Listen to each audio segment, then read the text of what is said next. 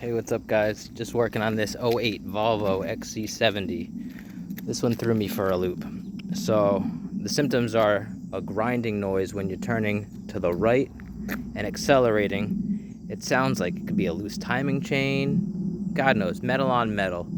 It sounded awful, and it was intermittent. Be worse when it was cold, and then it would go away when it's warm.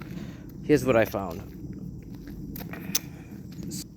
See this engine mount? If you look inside here, this is a hydraulic mount.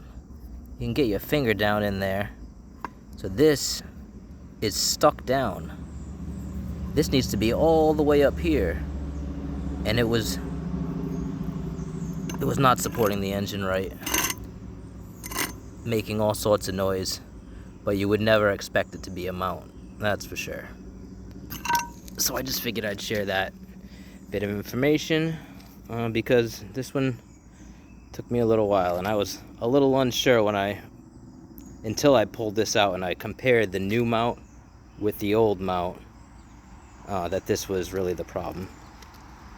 Nasty grinding noise fixed. '08 Volvo Xc70.